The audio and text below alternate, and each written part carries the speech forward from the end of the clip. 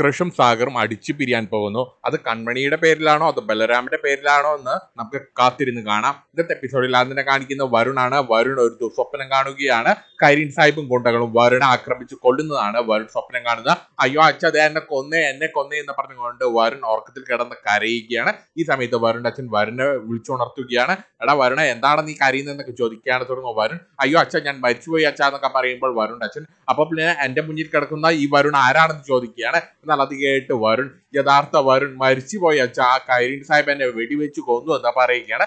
Karine സാഹിബും ആ ഗുണ്ടകളും എന്നെ ആക്രമിച്ചു. അവരുടെ കയ്യിൽ തോക്കും വടിവാളും ബോംബെല്ലാം ഉണ്ടായിരുന്നു എന്ന് പറയുകയാണ്. അവരെന്നെ വെടിവെച്ചു എന്ന് പറയുകയാണ്. എന്നാൽ അത് കേട്ട് വരുണിന്റെ അച്ഛൻ വരുണി അത് കളിയാക്കുകയാണ്. കരീൻ സാഹിബ് നിന്റെ തലയ്ക്കായിരിക്കും വെടിവെച്ചിട്ടുണ്ടാവുക, നിന്റെ തലയ്ക്കകത്ത് ഒന്നുമില്ലാത്തതുകൊണ്ട് നീ ഒറ്റ വെടിയിൽ തന്നെ ചത്തു കാണുമല്ലേ എന്ന് പറഞ്ഞു വരുണെ കളിയാക്കുകയാണ്.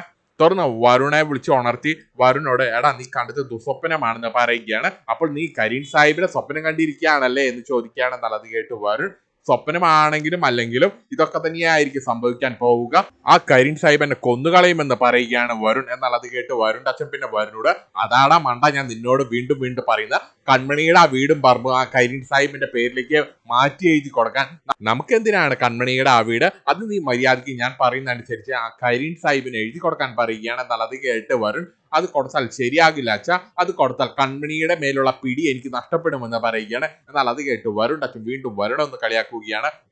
പറയണ കേട്ടാത്തൊന്നും നിനക്ക് ഇപ്പോൾ നല്ല പിടിയുണ്ടെന്ന് മര്യാദയ്ക്ക് നീ ഞാൻ പറയുന്ന അനുസരിച്ച് 1,00,000 രൂപ ലാഭമാണ്. നീ ആ വീടും പറമ്പ് വേഗം തന്നെ കരീൻ സാഹിബിന് എഴുതി കൊടുത്തോളാൻ പറയുകയാണ്. മനുഷ്യന് ആദ്യം വേണ്ടത് സ്വസ്ഥതയും സമാധാനവുമാണ്. കൺമണിയുടെ ആ വീടും പറമ്പും നിന്റെ കയ്യിൽ ഇരുന്നിട്ട് ഒരു കാര്യവുമില്ല. തുറന്ന വരുൺ പിന്നെ അച്ഛനോട് അച്ഛൻ പറയുന്നത് സത്യം തന്നെയാണ്. ഞാൻ ആ വീട് മറ്റാർക്കെങ്കിലും കൊടുക്കുകയാണെങ്കിൽ കരീൻ സാഹിബ് അതിന് സമ്മതിക്കില്ല. കരീൻ സാഹിബ് അപ്പോഴും എന്നെ കൊന്നുകളയും. എന്നാൽ അത് കേട്ട് വരുൺ അച്ഛൻ അതാ ഞാൻ നിന്നോട് പറയുന്നത്, നീ ആ കൺമണിയുടെ വീട് ആ കരീൻ സാഹിബിന് എഴുതി കൊടുക്കുക. തുറന്ന് വരുൺ അതിന് സമ്മതിക്കുകയാണ്. അച്ഛൻ അങ്ങനെ പറയുകയാണെങ്കിൽ അത് തന്നെ ഞാൻ ചെയ്തോളാം എന്ന് പറയുകയാണ്. അച്ഛനൊരു കാര്യം ചെയ്യാം, കരീൻ സാഹിബിനൊന്ന് വിളിക്കാൻ പറയുകയാണ്. തുറന്ന് വരുൺ അച്ഛൻ ഞാൻ കരീൻ സാഹിബിന്റെ നമ്പർ ഒന്ന് എടുത്തിട്ട് വരാമെന്ന് പറഞ്ഞുകൊണ്ട് കരീൻ സാഹിബിന്റെ ആ വിസിറ്റിംഗ് കാർഡ് അന്വേഷിക്കുകയാണ്. തുറന്നു കാണിക്കുന്നത് കൺമണിയും ദേവ്ജിയും കൂടി ഓഫീസിലേക്ക് പോകുന്നതിന് വേണ്ടി വീട് പൂട്ടി ഇറങ്ങുകയാണ്. എന്നാൽ ഈ സമയത്ത് അങ്ങോട്ടേക്ക് ഇവരുടെ വീട്ടുമുറ്റത്തേക്ക് ഒരു കാറ് വരികയാണ്. തുറന്ന് ദേവ്ജി പിന്നെ കൺമണിയോട് കൺമണിയെ കൂട്ടിക്കൊണ്ട് പോകാനാണ് സ്കൂൾ വണ്ടി എത്തിയെന്ന് പറയുകയാണ്. തുറന്ന് ആ കാറിൽ നിന്ന് കൃഷി ഇറങ്ങി വരികയാണ്. കൺമണിയെ കൂട്ടിക്കൊണ്ട് പോകുന്നതിന് വേണ്ടിയാണ് കൃഷി വന്നിരിക്കുന്നത്. തുറന്ന് കൃഷി പിന്നെ കൺമണിയോട് വാ കൺമണി നമുക്ക് പോകാം എന്ന് പറയുകയാണ്. എന്നാൽ അത് കേട്ട് കൺമണി അയ്യോ സാർ ഞാൻ ദേവ്ജിക്കൊപ്പമാണ് ഓഫീസിലേക്ക് വരുന്നതെന്ന് പറയുകയാണ്. എന്നാൽ അത് കേട്ട് കൃഷി ഒന്ന് ചിരിച്ചുകൊണ്ട് അതിനിപ്പോൾ കൺമണി പോകുന്നത് ഓഫീസിലേക്കല്ല ആശുപത്രിയിലേക്കാണെന്ന് പറയുകയാണ്. എന്നാൽ അത് കേട്ട് കൺമണി ഒന്ന് ഞെട്ടി നിൽക്കുകയാണ്. എന്ത് ആശുപത്രിയിലേക്കോ? അതെന്തിനാണ് സാർ ആശുപത്രിയിലേക്ക് എന്ന് ചോദിക്കുകയാണ് കൺമണി. തുറന്ന് ദേവ്ജി പിന്നെ കൺമണിയോട് ഇന്ന് കൺമണിയുടെ ജീവിതത്തിൽ ഏറ്റവും സുന്ദരമായ ദിവസമായിരിക്കും എന്ന് പറയുകയാണ്. തുറന്ന് കൃഷി പിന്നെ കൺമണിയോട് ഉള്ള കാര്യങ്ങൾ വിശദീകരിക്കുകയാണ്.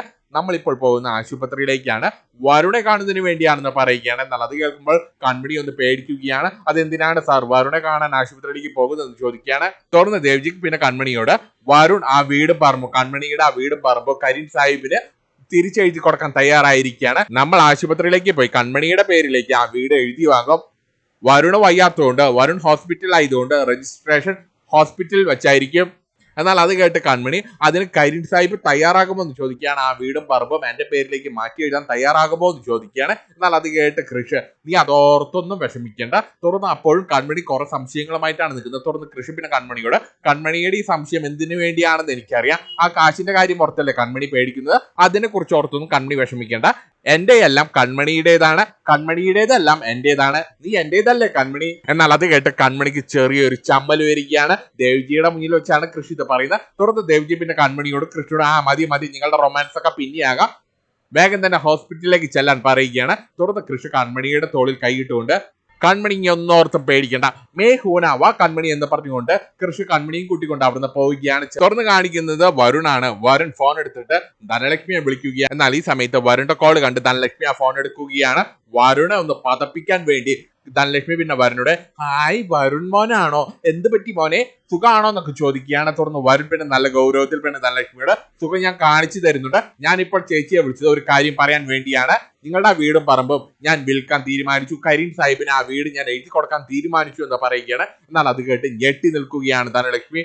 തുറന്ന് ധനലക്ഷ്മി പിന്നെ വരുണോട് നീ എന്നെ കളിയാക്കാൻ വേണ്ടി പറഞ്ഞതല്ലേ, നീ എന്നെ പറ്റിച്ചതല്ലേ, പോടാ കൊച്ചുകള, ഏപ്രിൽ ഫോളൊക്കെ കഴിഞ്ഞിട്ട് കുറെ ദിവസമായി, എന്നെ പറ്റിക്കൊന്നും വേണ്ട എന്ന് പറയുകയാണ് ധനലക്ഷ്മി. എന്നാൽ അത് കേട്ട് വരുൺ ദേഷ്യം വരികയാണ്. തുറന്ന് വരുൺ പിന്നെ ധനലക്ഷ്മിയോട് ഞാൻ ഏട്ടത്തിയെ പറ്റിക്കാൻ വേണ്ടി പറഞ്ഞതല്ല. ഏട്ടത്തിക്ക് വല്ല സംശയം ഉണ്ടെങ്കിൽ ഒരു കാര്യം ചെയ്യേ, ഏട്ടത്തി വേഗം ആശുപത്രിയിലേക്ക് വാ, ഞാൻ നിങ്ങളുടെ വീടും പറമ്പ് എഴുതി കൊടുക്കാൻ പോവുകയാണ്, ഈ ആശുപത്രിയിൽ വെച്ചാണ് രജിസ്ട്രേഷൻ എന്ന് പറയുകയാണ്. എന്നാൽ അത് കേട്ട് ഞെട്ടിക്കിളി പോയി നിൽക്കുകയാണ് ധനലക്ഷ്മി. തുടർന്ന് ധനലക്ഷ്മി വീണ്ടും പ്ലേറ്റ് മാറ്റുകയാണ്. തുടർന്ന് ധനലക്ഷ്മി പിന്നെ വരുണോട്, അയ്യോ മോനെ വരുൺ മോനെ, മോനെ അയ്യോ നീ ഞങ്ങളെ ചതിക്കല്ലേ, ഞങ്ങളെ പെരുവഴിയിലേക്ക് ഇറക്കി വിടല്ലേ എന്നൊക്കെ പറയുകയാണ്. എന്നാൽ അത് കേട്ട് ദേഷ്യം വന്ന വരുൺ പിന്നെ ധനലക്ഷ്മിയോട്, ചതിച്ച് ഞാനല്ല നിങ്ങളാണെന്ന് പറയുകയാണ്. കൺമണിയെ കല്യാണം കഴിപ്പിച്ച് തരാമെന്ന് പറഞ്ഞിട്ട് നിങ്ങൾ അത് ഇതുവരെയായിട്ട് ചെയ്തില്ലല്ലോ എന്ന് ചോദിക്കുകയാണ്. തുടർന്ന് ധനലക്ഷ്മി വീണ്ടും വരുണ സൂചിപ്പിക്കാൻ വേണ്ടി, അയ്യോ ചക്കരക്കൂട്ട പഞ്ചാര കാപ്പിപ്പൊടി നീ ചതിക്കലടാ, ഞാനൊരു കാര്യം ചെയ്യാം, ഞാൻ നിനക്ക് ആ കാശ് തന്ന് നീ ആ വീടും പറമ്പും എന്റെ പേരിലേക്ക് എഴുതി തരാൻ പറയുകയാണ് ധനലക്ഷ്മി. എന്നാൽ അത് കേട്ട് വരുണൊന്ന് ചിരിക്കുകയാണ്. അതിന് മാത്രം കാശ് നിങ്ങളുടെ കയ്യിൽ എവിടെ നിന്നാണെന്ന് ചോദിക്കുകയാണ് ധനലക്ഷ്മിയോട്. അതുകൊണ്ട് ഇനി ഒരു വർത്താനൊന്നുമില്ല, ഞാനിപ്പോൾ ഒരു തീരുമാനമെടുത്തിരിക്കുകയാണ്. ഞാൻ കരീം സാഹിബിനെ വിളിച്ച് പറഞ്ഞിരിക്കുകയാണ് ആ വീടും പറമ്പും കരീം സാഹിബിന് കൊടുക്കാമെന്ന് ഞാൻ കരീം സാഹിബിനോട് സമ്മതിച്ചിരിക്കുകയാണ്. ഇനി എനിക്ക് ഒന്നും കേൾക്കണ്ട. ഇതും പറഞ്ഞുകൊണ്ട് വരുൺ നല്ല ദേഷ്യത്തിൽ ഫോൺ വെക്കുകയാണ്. എന്നാൽ വരുൺ പറഞ്ഞ കാര്യങ്ങളെല്ലാം കേട്ട് തലയ്ക്ക് അടി കിട്ടിയ പോലെയാണ് ധനലക്ഷ്മി നിൽക്കുന്നത്. തുടർന്ന് ധനലക്ഷ്മി പിന്നെ അമ്മായിമാരെ കാണിക്കുന്നതിന് വേണ്ടി ഒരു നാടകമാണ്. ധനലക്ഷ്മി കരഞ്ഞ് നിലവിളിച്ച് അമ്മായിമാരെ വിളിക്കുകയാണ്. തുടർന്ന് ധനലക്ഷ്മി വേഗം തന്നെ ഊണുമുറിയിലേക്ക് ചെല്ലുകയാണ്. കഴുത്തിൽ ഒരു സാരി കെട്ടിയിട്ടാണ് ഊണുമുറിയിലേക്ക് ചെല്ലുന്നത്. തുടർന്ന് അമ്മായിമാരും ഇങ്ങനെ വരുന്നുണ്ടോ നോക്കുകയാണ്. തുടർന്ന് അമ്മായിമാര് ധനലക്ഷ്മിയുടെ കരച്ചിൽ കേട്ട് അങ്ങോട്ടേക്ക് വരികയാണ്. ഈ സമയത്ത് അമ്മായിമാര് വരുന്ന കണ്ട് ധനലക്ഷ്മി കരഞ്ഞുകൊണ്ട് മുകളിലത്തെ ഫാനിലേക്ക് ആ സാരിയുടെ തുമ്പ് എറിഞ്ഞിടാൻ ശ്രമിക്കുകയാണ്. സാരിയുടെ ചെറിയൊരു തുമ്പ് പിടിച്ചുകൊണ്ട് മുകളിലേക്ക് എറിയാൻ ശ്രമിക്കുകയാണ് ധനലക്ഷ്മി. അമ്മായിമാരെ കാണിക്കാൻ വേണ്ടിയുള്ള ഒരു പൊറോട്ട നാടകം, അത് മാത്രമേ ഉള്ളൂ. തുടർന്ന് അമ്മായിമാരെ അങ്ങോട്ടേക്ക് വരുമ്പോൾ ധനലക്ഷ്മി കഴുത്തിൽ സാരി കെട്ടി ഫാനിലേക്ക് ഇടാൻ നിൽക്കുന്നതാണ് അമ്മായിമാര് കാണുന്നത്. തുടർന്ന് ധനലക്ഷ്മി ഫാൻ എവിടെ എന്ന് ചോദിച്ചുകൊണ്ട് ആ സാരിയുടെ തുമ്പ് ആ ഫാനിലേക്ക് ഇങ്ങനെ തൊട്ടില്ല എന്ന രീതിയിൽ ഇങ്ങനെ നിൽക്കുകയാണ്. തുടർന്ന് മൂന്ന് അമ്മായിമാരും ധനലക്ഷ്മിയെ പിടിക്കുകയാണ്, ബലമായി പിടിച്ചു മാറ്റുകയാണ്. ധനലക്ഷ്മി നീ ഇത് എന്ത് മണ്ടത്തരമാണ് ചെയ്യുന്നത് ചോദിക്കുകയാണ്. തുടർന്ന് ധനലക്ഷ്മി എനിക്ക് ജീവിക്കേണ്ട, എനിക്ക് മരിക്കണം എന്ന് പറയുകയാണ്. എന്നാൽ അത് കേട്ട് സത്യഭാമ, എടി മണ്ടി, ഈ സാരിക്ക് വലിയ ബലമൊന്നുമില്ല, നീ ഇതിൽ കെട്ടി തൂങ്ങിയാൽ ഈ സാരി പൊട്ടി നീ താഴെ വീഴുമെന്ന് പറയുകയാണ്. നീ ഒരു കാര്യക്ക് നല്ല ഉറപ്പുള്ള കമ്പിളി പുതപ്പെടുക്കാൻ പറയുകയാണ്. തുടർന്ന് സുലോചന എന്തിനാണ് നീ ഇപ്പോൾ ചാകുന്നത് എന്ന് ചോദിക്കുകയാണ്. തുടർന്ന് ധനലക്ഷ്മി പിന്നെ കരഞ്ഞുകൊണ്ട് പിന്നെ അമ്മായിമാരോട് പറയുന്ന, നമുക്ക് നമ്മുടെ വീടും പറമ്പും നഷ്ടമായി അമ്മായിമാരെ, ആ വരുൺ നമ്മൾ ചതിച്ചിരിക്കുകയാണ്, ആ വരുൺ ഈ വീടും പറമ്പും ആ കരീം സാഹിബിന് എഴുതി കൊടുത്തു എന്ന് പറയുകയാണ്. എന്നാൽ അത് കേട്ട് വിശ്വസിക്കാനാകാതെ നിൽക്കുകയാണ് മൂന്നമ്മായിമാര്. 3 പേര് ഞെട്ടി നിൽക്കുകയാണ്. തുടർന്ന് സത്യഭാമ ധനലക്ഷ്മിയുടെ കഴുത്തിൽ നിന്ന് ആ സാരിയുടെ കെട്ടഴിക്കുകയാണ്. അതിനുശേഷം സത്യഭാമ ആ സാരി തന്റെ കഴുത്തിൽ കെട്ടുകയാണ്. അയ്യോ എനിക്ക് എന്റെ വീടും പറമ്പ് നഷ്ടമായേ, എനിക്ക് ചാകണം എന്ന് പറഞ്ഞുകൊണ്ട് സത്യഭാമ കരയുകയാണ്. എന്നാൽ അത് കേട്ട് സുലോചനയും വിട്ടുകൊടുക്കുന്നില്ല. അങ്ങനെ നീ ഒറ്റയ്ക്ക് ചാകണ്ട, എനിക്ക് ചാകണം എന്ന് പറഞ്ഞ് ആ സാരി പിടിച്ചു വലിക്കുകയാണ്. അങ്ങനെ ചാകാൻ വേണ്ടി എല്ലാവരും ആ സാരിക്ക് വേണ്ടി ഒരു കോമ്പറ്റീഷൻ തന്നെ നടക്കുകയാണ്. തുടർന്ന് ധനലക്ഷ്മി പിന്നെ 3 അമ്മായിമാരോടും പിന്നെ പറയുന്നത്, നിങ്ങൾ ആരും ചാകല്ലേ, ഇപ്പോൾ ചാകാൻ വരട്ടെ, നമ്മൾ ചാകുന്നതിന് മുമ്പ് നമുക്ക് കൺമണി ആദ്യം കൊല്ലണം എന്ന് പറയുകയാണ്. കാരണം കൺമണിയാണ് എല്ലാത്തിനും കാരണം എന്ന് പറയുകയാണ്. എന്നാൽ ഈ സമയത്ത് അങ്ങോട്ടേക്ക് ഗോകുല് വരികയാണ്. എന്നാൽ ഈ സമയത്ത് ശാന്തമ്മ പിന്നെ ധനലക്ഷ്മിയോട് ദേഷ്യപ്പെടുകയാണ്. നീ എന്തിനാണ് കൺമണിയുടെ പുറകെ പോകുന്നത്, എല്ലാത്തിനും കാരണം നീയാണെന്ന് പറഞ്ഞ് ധനലക്ഷ്മിയെ കുറ്റപ്പെടുത്തുകയാണ്. നീ ഒരുത്തിയാണ് ഇതിനെല്ലാം കാരണം. എന്നാൽ അത് കേട്ട് ധനലക്ഷ്മി പിന്നെ കരഞ്ഞുകൊണ്ട്, അയ്യോ എന്നെ അങ്ങനെ പറയലേ എന്ന് പറയുകയാണ്. ആ വരുൺ ഇങ്ങനൊരു ചതി കാണിക്കുമെന്ന് ഞാൻ സ്വപ്നത്തിൽ പോലും കരുതിയില്ല. ആ സൈക്കോ വരുൺ നമ്മളെ ചതിച്ചു കളയുമെന്ന് ഞാൻ ഒരിക്കലും പ്രതീക്ഷിച്ചില്ല എന്ന് പറഞ്ഞുകൊണ്ട് അമ്മായിമാർക്ക് മുമ്പിൽ പൊട്ടിക്കരയുകയാണ് ധനലക്ഷ്മി. എന്നാൽ ഈ സമയത്ത് ഇതെല്ലാം കണ്ട് ഗോകുല് പൊട്ടിച്ചിരിക്കുകയാണ്. മണ്ടന്മാരെ, ഈ വീടും പറമ്പും കിട്ടാൻ പോകുന്നത് അപ്പയുടെ പേരിലേക്കാണെന്ന് ഈ മണ്ടന്മാരുണ്ടോ അറിയുന്നു. തുടർന്ന് ഗോകുലിനെ കണ്ട് നിന്റെ അച്ഛനെ എവിടെയാണെന്ന് ചോദിക്കുകയാണ്. തുടർന്ന് ഗോകുല് പിന്നെ ഇവരോട് അച്ഛനെ കാണാനില്ല എന്ന് പറയുകയാണ്. എന്നാൽ അത് കേട്ട് അവരെല്ലാവരും ഞെട്ടി നിൽക്കുകയാണ്. എന്നാൽ ഈ സമയത്ത് ഗോകുൽ പിന്നെ മനസ്സിൽ പറയുന്നത്, അതെന്തായാലും നന്നായി, അച്ഛൻ അമ്പലത്തിലേക്ക് പോയിട്ട് എന്തായാലും നന്നായി എന്നിങ്ങനെ മനസ്സിൽ പറയുകയാണ്. എന്തായാലും അപ്പ കൺമണി വീട് തിരിച്ചു പിടിച്ചു എന്ന് ഇവർ അറിയുമ്പോഴുണ്ടാകുന്ന അവസ്ഥ ആലോചിക്കുമ്പോൾ തന്നെ എനിക്ക് ചിരി വരുന്നു. ഇന്നിവിടെ പലതും സംഭവിക്കും എന്നിങ്ങനെ മനസ്സിൽ പറഞ്ഞുകൊണ്ട് ഇങ്ങനെ സന്തോഷിച്ച് നിൽക്കുകയാണ് ഗോകുൽ. തുറന്ന് കാണിക്കുന്ന മാനസിയാണ്. മാനസ ഒരു മഗ് കാപ്പിയുമായിട്ട് ആന്റിയമ്മയുടെ മുന്നിലേക്ക് എത്തിയിരിക്കുകയാണ്. തുടർന്ന് ആന്റിയമ്മയോട് കൃഷി എവിടെയാണെന്ന് ചോദിക്കുകയാണ്. തുടർന്ന് ആന്റിയമ്മ, കൃഷി രാവിലെ തന്നെ കാറെടുത്ത് പോയല്ലോ. എന്നാൽ അത് കേട്ട് മാനസിയൊന്ന് ഞെട്ടി നിൽക്കുകയാണ്. തുടർന്ന് മാനസ പിന്നെ ആന്റിയമ്മയോട്, ഞാൻ കഷ്ടപ്പെട്ട കൃഷിന് വേണ്ടി ഉണ്ടാക്കിയ കാപ്പിയാണ്, ഞാനിത് കൃഷ്ണമുറിയിൽ കൊണ്ടു കൊടുക്കുന്ന സമയത്ത് അവിടെ കൃഷ്ണ കാണാനില്ല. തുടർന്ന് മാനസ പിന്നെ ആന്റിയമ്മയോട്, കൃഷ്ണ എങ്ങോട്ടാണ് പോയതെന്ന് ആന്റിയമ്മ ചോദിച്ചില്ലേ എന്ന് ചോദിക്കുകയാണെന്നാൽ അത് കേട്ട ആന്റിയമ്മ, ഞാൻ കരുതിയത് നീ കൃഷ്ണ പണി കൊടുത്തതായിരിക്കുമെന്നാണ്, അതുകൊണ്ട് ഞാൻ ഒന്നും ചോദിച്ചില്ല എന്ന് പറയുകയാണ്. എന്നാൽ അത് കേട്ട് മാനസ, അതെ പണി തന്നെയാണ്, കൃഷി ഇപ്പോൾ എനിക്കാണ് പണി തന്നുകൊണ്ടിരിക്കുന്നത്. തുടർന്ന് ആന്റിയമ്മ പിന്നെ നല്ല ദേഷ്യത്തിൽ പിന്നെ മാനസിയോട്, ഞാൻ പറഞ്ഞ കാര്യം എന്തായി? കൃഷ്ണ ഇവിടുന്ന് മാറ്റുന്ന കാര്യത്തിൽ നിന്റെ തീരുമാനം എന്താണെന്ന് ചോദിക്കുകയാണ്. തുടർന്ന് മാനസ വീണ്ടും ആന്റിയമ്മയോട് നമുക്കൊരു കാര്യം ചെയ്യാം, കൃഷ്ണ ബാംഗ്ലൂരിലെ ഓഫീസിലേക്ക് തന്നെ മാറ്റാമെന്ന് പറയുകയാണ്. ബാംഗ്ലൂരിലെ ഓഫീസിൽ ഞാൻ കുറച്ച് പ്രശ്നങ്ങളൊക്കെ ഉണ്ടാക്കിയിട്ടാണ് ഇങ്ങോട്ട് വന്നിരിക്കുന്നത്, അതുകൊണ്ട് കൃഷ്ണ അങ്ങോട്ട് പോകുന്നത് തന്നെയായിരിക്കും നല്ലത് എന്ന് പറയുകയാണ്. എന്നാൽ അത് കേട്ട് ആന്റിയമ്മയ്ക്ക് ദേഷ്യം വരികയാണ്. അത് ശരി, നീ അവിടെയും പ്രശ്നങ്ങൾ ഉണ്ടാക്കിയിട്ടാണോ വന്നതെന്ന് ചോദിക്കുകയാണ്. ഒരു കാര്യം പറഞ്ഞേക്കാം, കൃഷ്ണനെ നിനക്ക് കിട്ടാൻ മാത്രമേ ഞാൻ നിനക്കൊപ്പം നിൽക്കുന്നുള്ളൂ, അതല്ലാതെ ആലികയ്ക്ക് ദോഷം വരുന്ന എന്തെങ്കിലും ചെയ്യുകയാണെങ്കിൽ ഞാൻ നിനക്കൊപ്പം ഉണ്ടാക്കില്ല എന്ന് പറയുകയാണ്. ആലികയ്ക്ക് ദോഷം വരുന്ന ഒന്നിനും ഞാൻ നിന്നെ സപ്പോർട്ട് ചെയ്യില്ല. അങ്ങനെ വല്ല ഉദ്ദേശം നിനക്കുണ്ടെങ്കിൽ മോളെ നീ പടിക്ക് പുറത്തായിരിക്കും എന്ന് പറയുകയാണ്. എന്നാൽ ആന്റിയമ്മയുടെ ആ മറുപടി മാനസിക്ക് ഒട്ടും തന്നെ ഇഷ്ടപ്പെടുന്നില്ല. തുടർന്ന് മാനസ നല്ല ദേഷ്യത്തിൽ അവിടുന്ന് പോവുകയാണ്.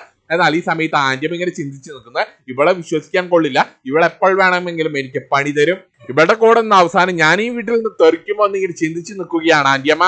എന്നാൽ ഈ സമയത്ത് ആന്റിയമ്മയ്ക്ക് ഒരു കോൾ വരികയാണ്. സാഗറാണ് വിളിക്കുന്നത്. തുടർന്ന് സാഗർ പിന്നെ ആന്റിയമ്മയോട്, ആന്റിയമ്മയെ ഞങ്ങൾ ഇന്ന് രാത്രി തന്നെ ഞാൻ സുജാതി നാട്ടിലേക്ക് പുറപ്പെടുമെന്ന് പറയുകയാണ്. എന്നുള്ളത് കേട്ട് ആന്റിയമ്മ, അത് ശരി, നീ അപ്പോൾ എല്ലാം തീരുമാനിച്ച് ഉറപ്പിച്ച് തന്നെയാണല്ലേ വരുമെന്ന് ചോദിക്കുകയാണെന്നുള്ളത് കേട്ട് സാഗർ, അതേ ആന്റിയമ്മ, അതിലൊരു മാറ്റവും ഇല്ല എന്ന് പറയുകയാണ്. തുടർന്ന് ആന്റിയമ്മ പിന്നെ സാഗറിനോട് കൃഷിന്റെ കാര്യം പറയുകയാണ്. ഈ കാര്യം കൃഷ്ണനോട് പറയണോ എന്ന് ചോദിക്കുമ്പോൾ സാഗർ അതൊക്കെ ഞാൻ വന്നിട്ട് പറയാമെന്ന് പറയുകയാണ്. എന്നാൽ അത് കേട്ട് ആന്റിയമ്മ, കൃഷിത അറിഞ്ഞു കഴിഞ്ഞാൽ എങ്ങനെയായിരിക്കും പ്രതികരിക്കുക, അതുകൊണ്ടൊരു കാര്യം ചെയ്യാം, നമുക്ക് കൃഷ്ണനെ ബാംഗ്ലൂരിലെ ഓഫീസിലേക്ക് മാറ്റാമെന്ന് പറയുകയാണ്. എന്നാൽ അത് കേട്ട് സാഗർ പിന്നെ ആന്റിയമ്മയെ ഒന്ന് തണുപ്പിക്കുകയാണ്. ആന്റിയമ്മ വെറുതെ കൃഷ്ണന്റെ കാര്യം ഓർത്ത് വിഷമിക്കേണ്ട എന്ന് പറയുകയാണ്. അതൊക്കെ ഞങ്ങൾ നാട്ടിലേക്ക് വന്നിട്ട് തീരുമാനിച്ചോളാം എന്ന് പറയുകയാണ്. തൽക്കാലം ആന്റിയമ്മ കൃഷ്ണന്റെ കാര്യം ഓർത്ത് ടെൻഷൻ അടിക്കേണ്ട എന്ന് പറഞ്ഞുകൊണ്ട് സാഗർ ഫോൺ വെക്കുകയാണ്. തുറന്നു കാണിക്കുന്ന ബലരാമനാണ്. ബലരാമൻ ഇങ്ങനെ ചിന്തിച്ച് തലപോച്ച് ഇങ്ങനെ നിൽക്കുകയാണ്.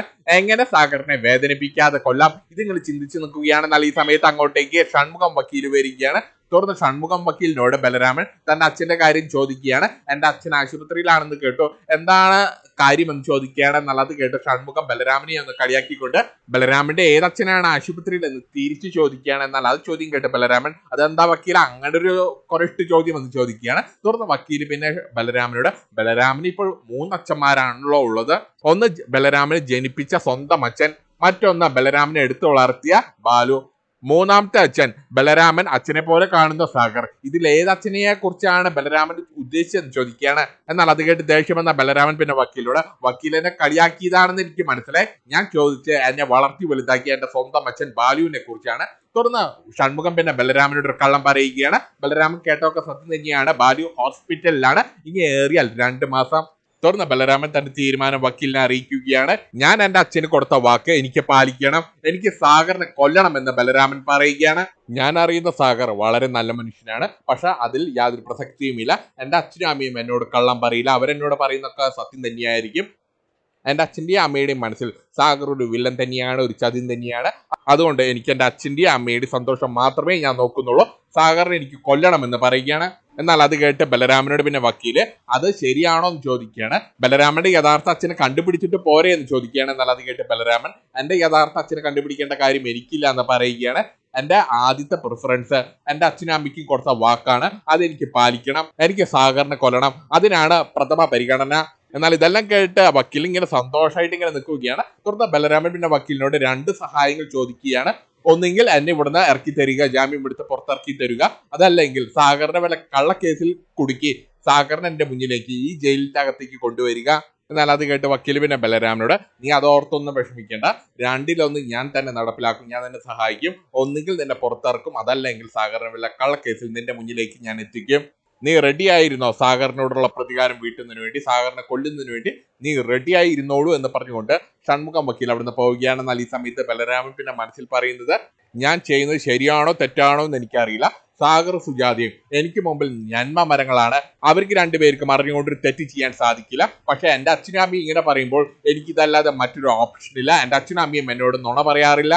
തുറന്നു കാണിക്കുന്ന വരുണിന്റെ അച്ഛൻ ആശുപത്രിയിൽ ഇരുന്ന് സംസാരിക്കുന്നതാണ്. നമ്മൾ കൺമണിയുടെ വീട് എഴുതി വാങ്ങിയ ആശുപത്രിയിൽ അതേ മുറിയിൽ വെച്ച് തന്നെ ആ വീടും പറമ്പ് നമുക്ക് നഷ്ടപ്പെടുകയാണല്ലോ എന്ന് പറയുകയാണ്. എന്നാൽ അത് കേട്ട് വരുൺ അച്ഛൻ പിന്നെ വരുൺ ആശ്വസിപ്പിക്കുകയാണ്, എടാ മണ്ട, എല്ലാം നല്ലതിനാണെന്ന് വിചാരിച്ചോളാൻ പറയുകയാണ്. ഒന്നുമില്ലെങ്കിൽ ആ വീടും പറമ്പ് നീ കരീം സാഹിബിന് എഴുതി കൊടുക്കുമ്പോൾ കൺമണിയും ആ കൺമണിയുടെ വീട്ടുകാരിയും കരീം സാഹിബ് ആ വീട്ടിൽ നിന്ന് ഇറക്കി വിടില്ലേ എന്ന് ചോദിക്കുകയാണ്. എന്നാൽ അത് കേട്ട് വരുണ് സന്തോഷമാവുകയാണ്.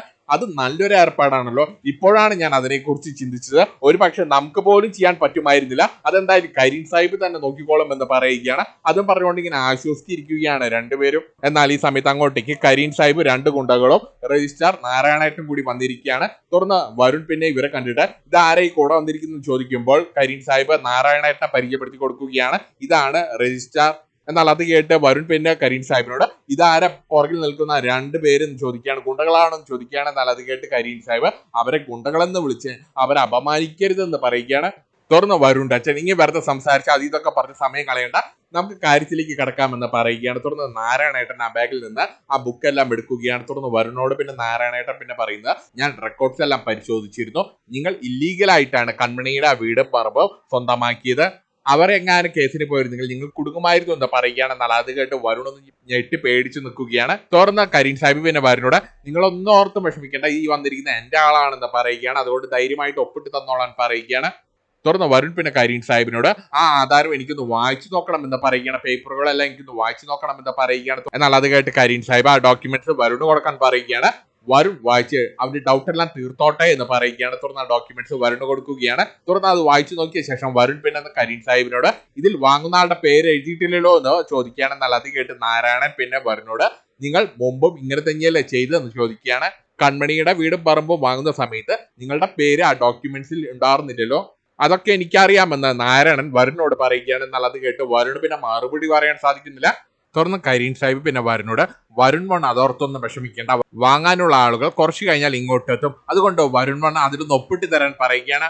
തുറന്ന് വരുൺ അച്ഛൻ പിന്നെ വരുണോട് നീ ആ വായിച്ചു നോക്കിയതൊക്കെ മതി, നീ അതിൽ ഒപ്പിട്ട് കൊടുക്കാൻ പറയുകയാണ്. തുറന്ന് വരുൺ ആ ഡോക്യുമെന്റ്സിലെല്ലാം ഒപ്പിട്ട് കൊടുക്കുകയാണ്. അതിനുശേഷം അവരുടെ ഫയലിൽ ആ രജിസ്റ്റർ ബുക്കിലും കൂടി ഒപ്പിട്ട് കൊടുക്കുകയാണ്. അങ്ങനെ കാര്യങ്ങളെല്ലാം സടപടേ എന്ന് തീർന്നിരിക്കുകയാണ്.